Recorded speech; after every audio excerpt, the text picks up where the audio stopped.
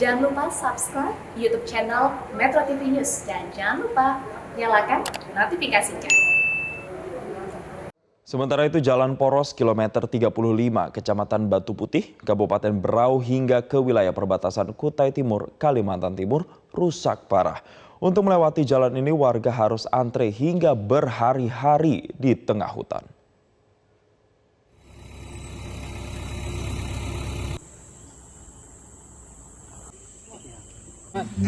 Jalanan licin berlumpur dan rusak parah membuat kendaraan susah bergerak pemirsa. Bahkan pengendara motor banyak yang terjatuh dan mengalami luka ringan. Salah satu pengendara truk mengaku sudah 1 minggu terjebak di jalan yang rusak ini. Beberapa pengendara juga terlihat saling membantu pemirsa untuk menarik kendaraan yang lain untuk kemudian bisa lolos dari jalan yang berlumpur ini. Jalan ini merupakan jalur provinsi penghubung Kecamatan Biduk-Biduk dan Kecamatan Talisayan di Kabupaten Berau menuju Bontang, Sangatta, dan Samarinda.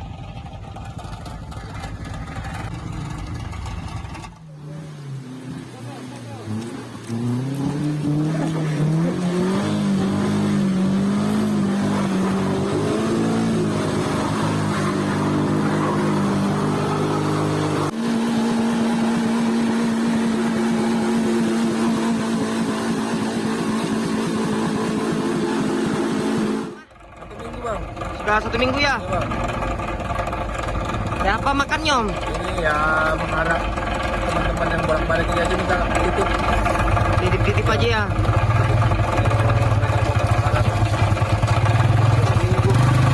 Ya apa ini Om? Menurut Nyom nih kayak apa? Ini kemarin kan ceritanya mau dibantu sama DLG 2 karena ini kan mengingatnya DLG 1 dibantu DLG 2, ternyata DLG 2 belum datang. Nah tadi ini lagi ada infonya dari pihak PU mau bantu. Terkait jalur rusak di Jalan Poros kilometer 35, kita sudah tersambung dengan Kadis PUPR Provinsi Kalimantan Timur, Aji Muhammad Fitra Firnanda. Kita langsung sapa, selamat siang Pak Nanda. Siang. Ya, terima kasih Pak Nanda telah bergabung bersama kami. Pak Nanda, mau kami konfirmasi dulu. Ini kan jalan KM Poros 35 menghubungkan ke sejumlah daerah. Seperti yang saya sudah sebutkan tadi, ada Bontang, Sangatta, dan juga Samarinda. Apakah ini memang jalur satu-satunya, tidak ada alternatif lain, Pak? Ya, sebetulnya itu merupakan jalan alternatif kedua untuk jalan yang menghubungkan dari Kutai Timur ke Berau. Kutai Timur ke Berau itu bisa melewati Marwahau atau melewati yang Kaliorang. Nah, untuk jalur ini adalah jalur nama ruasnya Simpang 4 Kaliorang, Talisayan. Itu kalau dari Samarinda jaraknya kira-kira kalau ke Simpang 4 Kaliorang itu kira-kira 10 jam. Kemudian ke titik yang dimaksud ini kira-kira tambah lagi sekitar 4 jam. Sehingga total waktu untuk ke titik ini sekitar 14 jam. Nah, dari 895 km jalan provinsi yang menjadi kewenangan kami, memang kami akui ada 117 km yang kondisinya rusak berat. Dan itu kondisinya dalam kondisi terbuka, dalam artian tidak ada lapis perkerasan aspal. Baik. Nah, jalan yang 117 km ini biasanya kami laksanakan perbaikan dengan alat grader dan vibro, yang mana alat ini bertugas keliling setiap tahunnya, setahun bisa sampai 2 atau 3 kali di titik yang sama. Hanya saja memang sebelum Lebaran kemarin, titik ini sempat kami perbaiki di bulan puasa kemarin, kemudian memasuki libur Lebaran, sempat hujan deras, dan sampai dengan saat itu baru sekitar tanggal 9 kita operasikan alat lagi, ternyata alatnya mengalami pecah ban dan kami harus mengorder dari Samarinda, yang mana waktu tempuh dari Samarinda kalau dengan order dan plus perjalanan baru sampai itu sekitar 4-5 hari. Baik, Pak Nanda, sebelum lebih lanjut terkait dengan upaya yang sudah dilakukan, perbaikan yang tadi Bapak sudah sebutkan sebelum Lebaran sudah dilakukan, tapi sebenarnya kondisi ini sudah berlangsung berapa lama, Pak?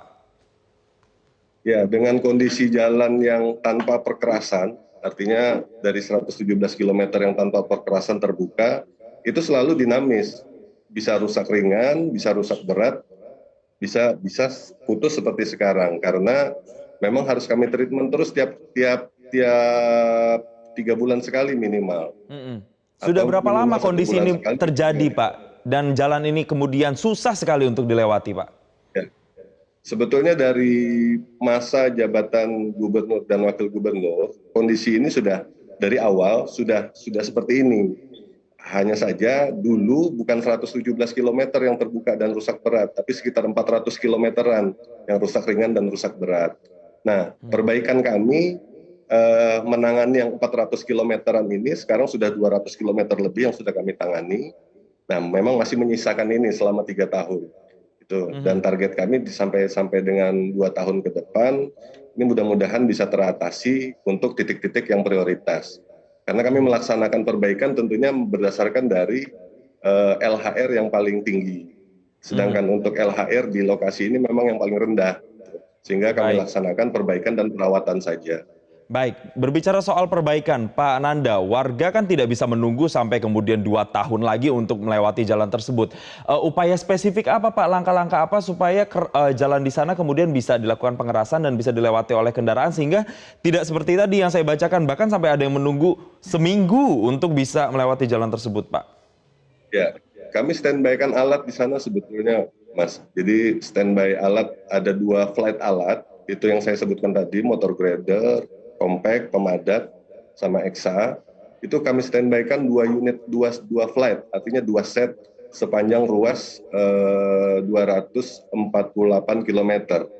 Nah, ini lokasinya tersebar. Hanya saja memang pada saat kejadian ini, yang tadi saya sebutkan tadi, kondisi 2 alat kami yang motor grader itu kondisi rusak sehingga harus menunggu alat. Seandainya itu tidak rusak, kami sudah ada di lokasi pada saat apa namanya. Pak Nanda, boleh digambarkan secara sederhana. Mungkin kami masyarakat awam tidak mengerti fungsi dan alat tersebut. Tapi pertanyaannya adalah apakah alat tersebut ini menyelesaikan akar permasalahannya atau hanya sekedar membantu kendaraan-kendaraan yang hendak lewat, Pak? Pertama membantu, kedua menyelesaikan sementara. Kalau untuk penanganan permanen, cara kerjanya dia menggali, meratakan, dan memadatkan. Oke. Kalau untuk penanganan permanen, untuk mencapai 117 km ini, anggarannya kami memerlukan masih sekitar 1,5 triliun. Oke. Sejauh ini pihak yang pemerintah atau pemerintah daerah yang kemudian sudah terlihat upayanya selain menurunkan 2 alat tadi, Pak, ini selama bertahun-tahun, tadi Bapak sudah katakan 3 tahun ini jalannya seperti ini, licin, becek, dan banyak juga memakan korban. Ini apa, Pak? Ya kita lakukan perkerasan itu tadi, yang mengaspal dan membuat rigid beton. Karena tadi saya kan cerita ada 400 km awalnya, Pak. 400 km sejak tahun 2018. Jadi 2019, 2020, 2021 kami laksanakan yang 400 km tadi. Nah, sekarang masih sisa 117 diantaranya ini. Baik. Pak Nanda, kami harapkan semoga ada langkah-langkah lebih konkret dan juga spesifik serta lebih cepat untuk kemudian bisa menyelesaikan permasalahan tadi agar jalan alternatif kedua tadi Bapak bilang di sana ini bisa segera dilewati oleh para pengguna jalan dan tidak ada masyarakat yang harus menunggu berjam-jam bahkan harus berhari-hari. Terima kasih Kadis PUPR Provinsi Kalimantan Timur Aji Muhammad Fitra Fernanda telah bergabung bersama kami di Newsline.